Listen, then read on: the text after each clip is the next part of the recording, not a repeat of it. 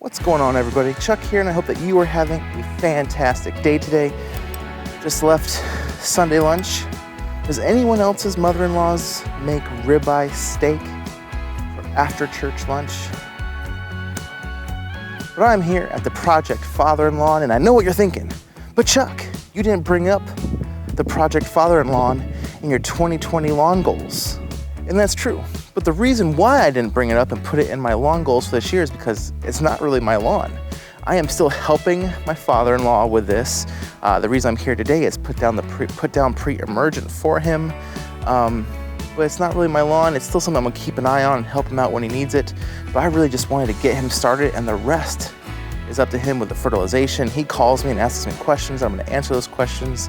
But in reality, it's up to him now. But before I actually get started putting on the Pre-Emergent, let's actually take a really good look and see what the Project Father-in-Law looks like here on March 8th.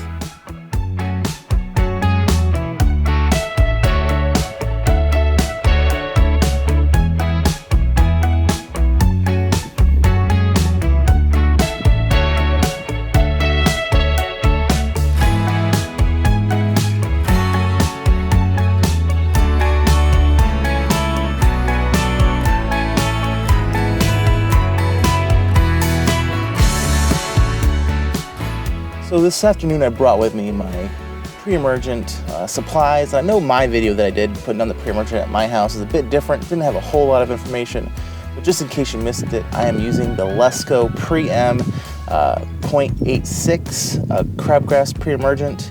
I just got it at Home Depot. Didn't really want to buy anything online and have to wait for it and potentially miss the window of putting down the Pre-Emergent, so I just went to Home Depot and got what I got. So we're gonna see how it works, but it is labeled for,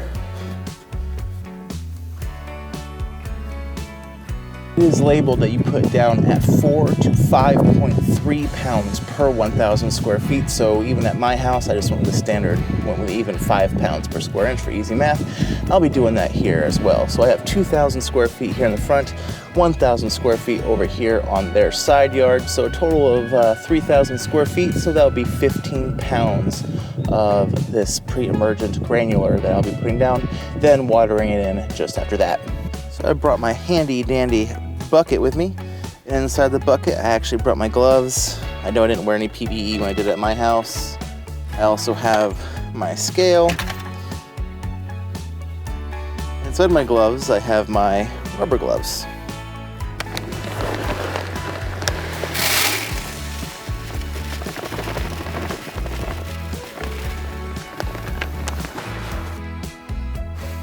So I kind of got my hopes up.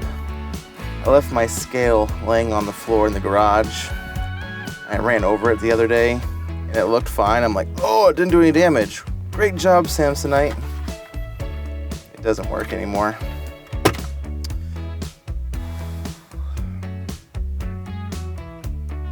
We're just gonna wing it.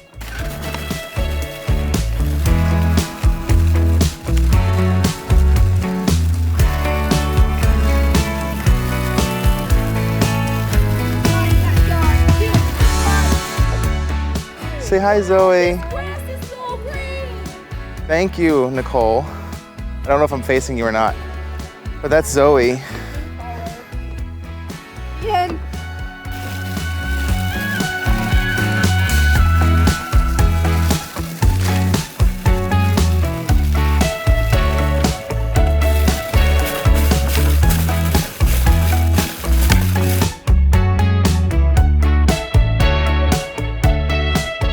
But really quickly just wanted to, I know I sort of showed you some spots in the lawn, but I kind of just want to walk and talk about it. Show you some of the problem areas I'm going to tell him to be just on the lookout for. Unfortunately, some of the bare areas you're going to see, you can't put down any seed because I put the Pre-Emergent down. So I'm just going to hope that nothing grows there. Let it just be bare dirt. And then in the fall, overseed with some more. So let's just go ahead and look at those areas. So right here along the curb, it's always one of those problem areas for a lot of people. The seed, it's a bit bare here, as you can see. A lot of dirt. You can see the sprigs of Bermuda that used to be there.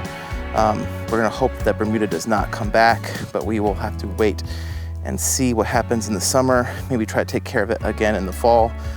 This whole area along the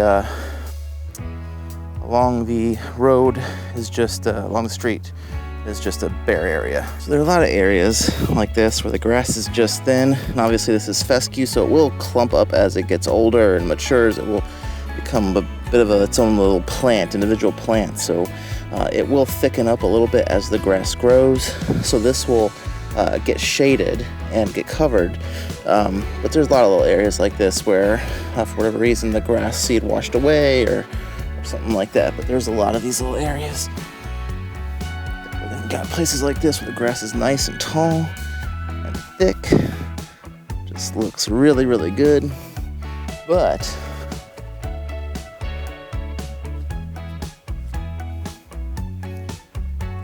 and you also have this.